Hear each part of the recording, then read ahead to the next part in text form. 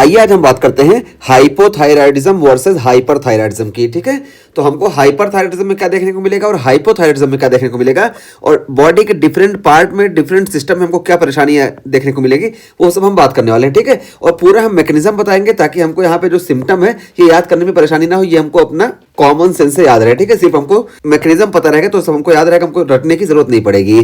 तो देखिए, सबसे पहले हम बताएं कि हाइपरथायराइडिज्म जो कंडीशन होती है इसमें क्या होता है, हमारी बॉडी का बेसल मेटाबॉलिक रेट जो होता है ये इंक्रीज रहता है। ठीक है, तो हाई बेसल मेटाबॉलिक रेट होता है, जबकि हाइपोथायराइडिज्म क्या होता है, ये इसी का उल्टा होता है। यानी हाइपरथायराइडिज्म में क्या होता है ना, यहाँ पे हमारी बॉडी में सोडियम पोटेशियम एटीपेज बहुत ज्यादा बनेंगे। इसी तरीके से माइटोकॉन्ड्रिया जो होगा इसका नंबर बहुत ज्यादा हो जाएगा, माइटोकॉन्ड्रिया बहुत ज्यादा होंगे और माइटोकॉन्ड्रिया की साइज बड़ी हो जाएगी, यानी एटीपी प्रोडक्शन वगैरह ज्यादा हो जाएगा। और इसी का उल्टा हाइपोथायराइडिज्म में देखने को मिलता है, और इसी वजह से ये सारे सिम्टम हमको देखने को मिलेंगे। आगे हम सबकी बात करते हैं। सबसे पहले हम बात करते हैं मेटाबॉलिक की। तो देखिए, मेटाबॉलिक में हाइपरथायराइडिज्म में क्या होता है कि increase synthesis of sodium potassium ATPase. तो सोडियम पोटेशियम एटीपेज की सिंथेसिस ज्यादा हो जाएगी, जिसकी वजह से क्या होगा, इंक्रीज बेसल मेटाबॉलिक रेट। तो बेसल मेटाबॉलिक रेट इंक्रीज हो जाएगा और इंक्रीज कैलोरीजेनेसिस। ठीक है, तो ये कैलोरीजेनेसिस इंक्रीज होगी, यानी ज्यादा कैलोरी बर्न होगी। इस वजह से देखिए ये स्वेटिंग देखने को मिलेगी, वेट लॉस देखने को मिलेगा और हीट इंटॉलरेंस देखने को मिलेगा। और ये क्यों देखने को मिलेगा, क्योंकि सोडियम पोटेशियम एटीपेज जो है ना ये बहुत ज्यादा हीट का प्रोडक्शन करेंगे, इस वजह से हीट इंटॉलरेंस देखने को मिलेगा। और इसी हीट इंटॉलरेंस को मेंटेन करने के लिए स्वेटिंग देखने को मिलेगी और वेट लॉस देखने को मिलेगा, क्योंकि यहाँ पे बेसल मेटाबॉलिक रेट जो है ये इंक्रीज हो गया और यहाँ पे मसल्स और फैट की जो है ब्रेकडाउन शुरू हो गई। ठीक है, तो यहाँ पे इनका कैटाबॉलिज्म शुरू हो गया, इसी वजह से वेट लॉस देखने को मिलता है। ठीक, और हाइपोथायराइडिज्म में बात करें तो देखिए बिल्कुल इसी का उल्टा होगा कि यहाँ पे बेसल मेटाबॉलिक रेट जो है बिल्कुल कम हो जाएगा, इस वजह से कैलोरीजेनेसिस जो होगी ये बिल्कुल कम हो जाएगी। इस वजह से बॉडी हीट का प्रोडक्शन नहीं करेगी, और जब हीट का प्रोडक्शन नहीं कर पाएगी इस वजह से कोल्ड इंटॉलरेंस देखने को मिलेगा। ठीक है, तो कोल्ड इंटॉलरेंस देखने को मिला, और साथ साथ देखिए अब यहाँ पे स्वेटिंग कम हो जाएगी। क्यों, क्योंकि बॉडी ऑलरेडी ठंडी है, और स्वेटिंग क्या होती है, हमारी बॉडी को ठंडा रखने का मैकेनिज्म है। और जब हमारी बॉडी ऑलरेडी ठंडी है तो यहाँ पे हमको स्वेट नहीं देखने को मिलेगा, तो स्वेटिंग जो होगी डिक्रीज हो जाएगी। और यहाँ पे वेट गेन देखने को मिलेगा, और वेट गेन क्यों देखने को मिलेगा, क्योंकि यहाँ पे देखिए बीएमआर जो है बेसल मेटाबॉलिक रेट जो है ये कम हो गया। इस वजह से जो ये फैट और प्रोटीन वगैरह है इन सब का ब्रेकडाउन बिल्कुल नहीं होगा, बल्कि यहाँ पे एक्युमुलेशन ही होता रहेगा। ठीक है, तो इस वजह से वेट गेन यहाँ पे देखने को मिलेगा। तो ये हो गया हमारा हाइपर और हाइपोथायराइडिज्म में मेटाबॉलिक प्रॉब्लम। अब यहाँ पे देखिए स्किन में हमको क्या प्रॉब्लम देखने को मिलेगी। तो स्किन में देखिए हाइपरथायराइडिज्म में वार्म स्किन होगी। क्यों, क्योंकि यहाँ पे सोडियम पोटेशियम एटीपेज ज्यादा काम कर रहे हैं, कैलोरीजेनेसिस ज्यादा हो रही है, इस वजह से स्किन जो होगी वार्म होगी और मॉइस्ट होगी। और मॉइस्ट क्यों होगी, ड्यू टू वैसोडाइलेशन। वैसोडाइलेशन होगा ना ताकि जो है इधर ज्यादा ब्लड आए और यहाँ से हीट लॉस हो। तो हीट लॉस करने के लिए यहाँ पे ये स्किन जो होगी मॉइस्ट होगी, क्योंकि यहाँ पे स्वेटिंग हो रही है। तो स्वेटिंग होगी तो अपने आप हीट जो ये स्किन है ये मॉइस्ट हो जाएगी, और हेयर देखिए ये फाइन हो जाएंगे। ठीक है, तो फाइन हेयर देखने को मिलेंगे और ऑन्कोलाइसिस देखने को मिलेगी। और ऑन्कोलाइसिस हम बोलते हैं separation of nail from nail bed. यहाँ पे देखिए दिखाया गया है, ये देखिए separation of nail from nail bed, इसी को हम बोलते हैं ऑन्कोलाइसिस। तो ऑन्कोलाइसिस भी हमको देखने को मिलेगी हाइपरथायराइडिज्म में। और देखिए पेरीटिबियल मिक्स एडिमा इन ग्रेव्स डिजीज, और ग्रेव्स डिजीज में हमको पेरीटिबियल मिक्स एडिमा देखने को मिलेगा। क्यों देखने को मिलेगा, नॉर्मली हमको एडिमा जो है ना ये हमको हाइपोथायराइडिज्म में देखने को मिलता है, हाइपरथायराइडिज्म में नहीं देखने को मिलता है। लेकिन हाइपरथायराइडिज्म में हमको पेरीटिबियल मिक्स एडिमा क्यों देखने को मिलता है, तो ग्रेव्स डिजीज में हमको क्या पता है कि यहाँ पे ऑटो एंटीबॉडी का फॉर्मेशन होता है, और ये ऑटो एंटीबॉडी ना हमारी बॉडी के कुछ स्पेसिफिक पॉइंट होते हैं उनको टारगेट करती है। जैसे ये थायराइड ग्लैंड को टारगेट करती है, और यहाँ पे ये TSH के रिसेप्टर से बाइंड कर लेती है, और यहाँ से ये ज्यादा T3 और T4 का प्रोडक्शन कराती है। इसी वजह से हमको हाइपरथायराइडिज्म देखने को मिलता है ग्रेव्स डिजीज में, भी आगे हम बात करेंगे। इसी तरीके से ये जो एंटीबॉडी होती है ऑटो एंटीबॉडी, इसके कुछ एंटीजन ना यहाँ पे जो पेरिटिबियल एरिया है यहाँ पे प्रेजेंट होते हैं, और जब यहाँ पे बाइंड करती है ना तो यहाँ पे इन्फ्लेमेशन वगैरह हो जाती है, और इसी वजह से हमको पेरिटिबियल मिक्स एडिमा देखने को मिलता है। ठीक है, तो ग्रेव्स डिजीज में ऑटो एंटीबॉडी की वजह से हमको पेरिटिबियल मिक्स एडिमा देखने को मिलता है, जबकि जनरलाइज्ड एडिमा नहीं होगा, पेरिटिबियल मिक्स एडिमा होगा। जनरलाइज्ड एडिमा हमको देखने को मिलता है इसमें हाइपोथायराइडिज्म में। ठीक, अब हम बात करते हैं यहाँ पे हाइपोथायराइडिज्म में। तो देखिए यहाँ पे स्किन क्या होगी, ड्राई होगी, क्योंकि जब यहाँ पे हीट का प्रोडक्शन नहीं हो रहा है तो ड्राई स्किन होगी। कूल स्किन होगी due to decrease blood flow, तो स्किन बिल्कुल ठंडी होगी ना, क्योंकि यहाँ पे वैसो कॉन्स्ट्रिक्शन होता है, क्योंकि हीट कम से कम लॉस हो, इस वजह से वैसो कॉन्स्ट्रिक्शन होगा, इस वजह से कूल स्किन होगी। और देखिए कॉर्स ब्रिटल हेयर देखने को मिलेंगे, और डिफ्यूज एलोपेसिया देखने को मिलेगा। ठीक है, तो बाल्डिंग देखने को मिलेगी, डिफ्यूज बाल्डिंग। और देखिए ब्रिटल नेल हमको देखने को मिलेंगे इसमें। और पफी फेस देखने को मिलेगा और जनरलाइज्ड नॉन पिटिंग एडिमा, जिसको हम मिक्स एडिमा बोले, तो यहाँ पे देखिए हमको जनरलाइज्ड नॉन पिटिंग एडिमा देखने को मिलेगा। और ये क्यों देखने को मिलेगा? Due to increase gas in interstitial space. तो यहाँ पे देखिए ग्लाइकोसामाइनोग्लाइकेंस जो होंगे ये इंटरस्टिशियल स्पेस में ज्यादा हो जाते हैं, और जब ग्लाइकोसामाइनोग्लाइकेंस इंटरस्टिशियल स्पेस में ज्यादा हो जाएंगे तो ये क्या करेंगे? ऑस्मोटिक प्रेशर को ये इंक्रीज कर देंगे, और जब ऑस्मोटिक प्रेशर को यहाँ पे इंक्रीज कर देंगे इसकी वजह से यहाँ पे वाटर का रिटेंशन होगा, इस वजह से हमको यहाँ पे नॉन पिटिंग एडिमा देखने को मिलता है और ये जनरलाइज्ड होता है, ठीक है। जबकि यहाँ पे देखिए सिर्फ पेरिटिबियल मिक्स एडिमा देखने को मिलता है हाइपरथायराइडिज्म में।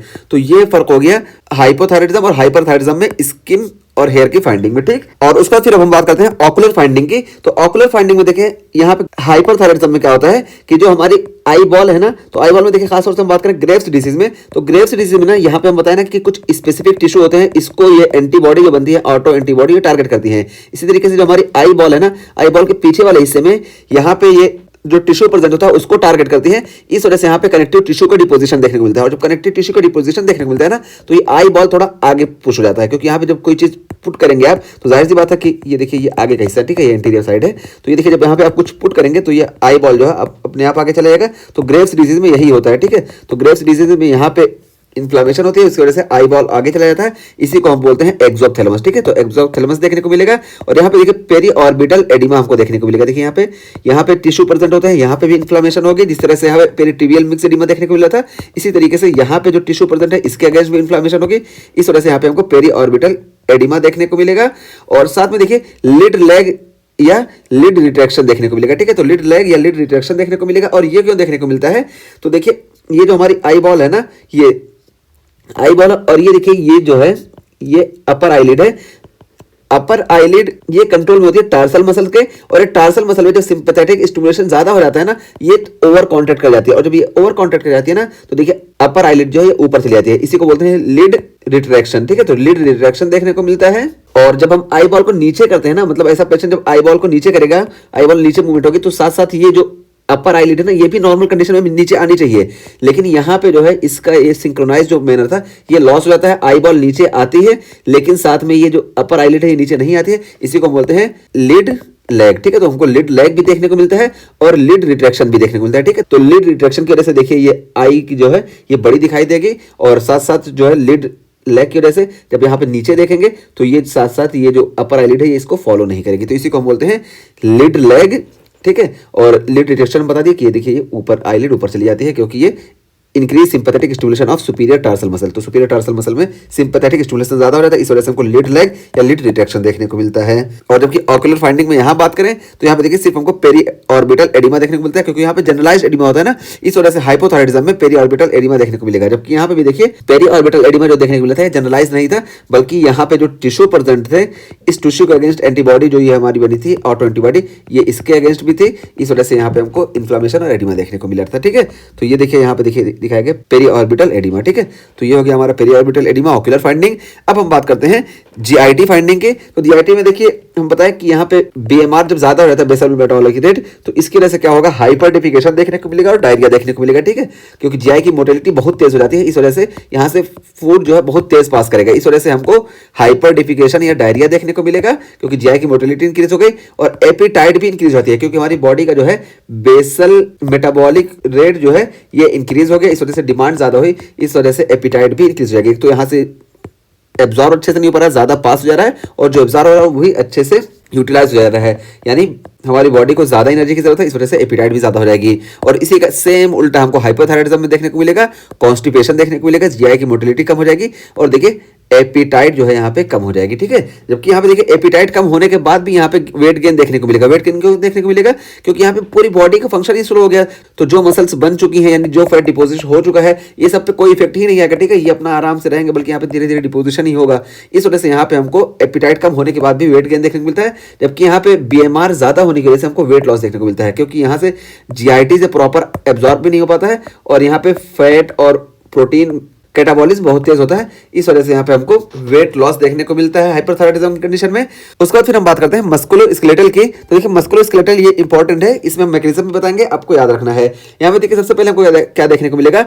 थायरोटॉक्सिक मायोपैथी देखने को मिलेगी, ठीक है। ये थायरोटॉक्सिक मायोपैथी क्या होती है, प्रॉक्सिमल मसल वीकनेस तो देखने को मिलेगी, लेकिन नॉर्मल क्रेटिनिन काइनेज देखने को मिलेगा, ठीक है। तो यहाँ पे क्रेटिनिन काइनेज नॉर्मल देखने को मिला, जबकि आप यहाँ पे देखेंगे हाइपोथायराइडिज्म में तो देखिए हाइपोथायराइड मायोपैथी यहाँ पे देखने को मिलेगी, और यहाँ पे भी देखिए आपको प्रॉक्सिमल वीकनेस देखने को मिलेगी, लेकिन यहाँ पे ना आपको केराटिनिन काइनेज इंक्रीज देखने को मिलेगा। तो यही चीज हम फोकस करने वाले हैं।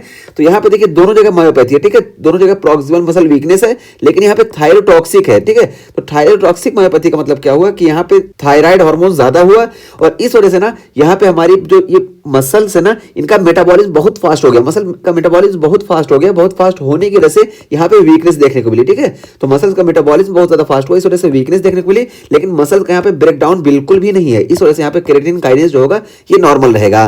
जबकि हाइपोथायराइड मायोपैथी में बात करें तो यहाँ पे क्या होता है ना कि मसल्स में मेटाबॉलिज्म बिल्कुल स्लो हो जाती है, और बिल्कुल स्लो हो जाती है, मसल्स अच्छे से कॉन्ट्रैक्ट नहीं कर पाएगी, रिलैक्स नहीं कर पाएगी, इस वजह से मसल्स में ना यहाँ पे ब्रेक डाउन शुरू हो जाता है, और जब मसल्स में ब्रेक डाउन शुरू हो जाता है तो हमको केराटिनिन काइनेज का लेवल इंक्रीज देखने को मिलता है।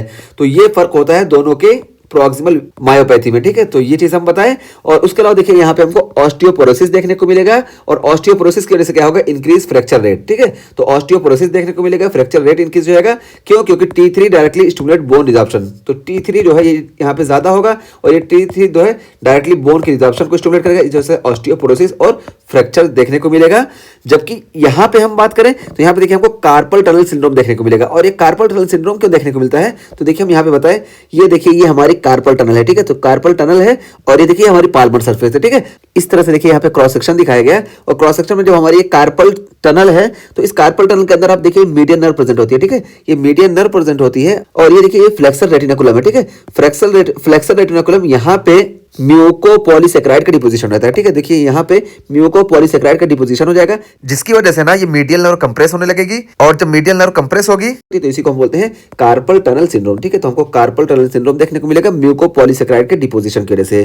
तो ये चीज हम यहाँ पे बताएं कि कार्पल टनल सिंड्रोम देखने को मिलेगा, और यहाँ पे देखिए मायोएडिमा देखने को मिलेगा। मायोएडिमा क्या है कि मसल्स जब कॉन्ट्रैक्ट होंगी ना, तो मसल से कॉन्ट्रैक्ट होने के बाद अच्छे से रिलैक्स नहीं हो पाएंगे। अब इसका भी हम मैकेनिज्म बता दें आपको, तो देखिए क्या होता है कि ये देखिए, अच्छा भी हम बताते हैं ये, अच्छा देखिए यहाँ पे जब ये कैल्शियम का रीअपटेक होना होता है, ठीक है। तो मसल्स कॉन्ट्रैक्शन जब होती है तो ये देखिए क्रॉस ब्रिजिंग का जो फॉर्मेशन होता है, फिर ये कैल्शियम यहाँ पे हमारे सार्कोप्लाज्मिक रेटिकुलम में रीअपटेक होता है, और यहाँ पे सार्का चैनल जो है ये वर्क करता है। लेकिन हाइपोथायराइडिज्म की कंडीशन में ये सब एब नॉर्मल हो जाता है, बहुत स्लो हो जाता है, इस वजह से मसल्स कॉन्ट्रैक्ट अगर हो गई तो रिलैक्स अच्छे से नहीं हो पाएंगी, रिलैक्स बहुत स्लोली होती है, इस वजह से ना हमको मसल्स में ऐसा लगेगा कि एडिमा हो गया, मसल्स कॉन्ट्रैक्ट हुए तो ये रिलैक्स नहीं हो पाएंगे। और ऐसा कब देखने को मिलता है, देखिए small lump rising on the surface of muscles when struck with hammer. आप हैमर से मसल्स पे स्ट्रक करोगे ना तो यहाँ पे ऐसे हमको कॉन्ट्रैक्शन देखने को मिलेगा, और ये फौरन खत्म हो जाना चाहिए, फौरन खत्म हो जाना चाहिए, लेकिन ये मसल्स अच्छे से रिलैक्स नहीं कर पाएंगे, इस वजह से ये फौरन खत्म नहीं होगा, और हमको मायोएडिमा देखने को मिलेगा, ठीक है। तो यही हमको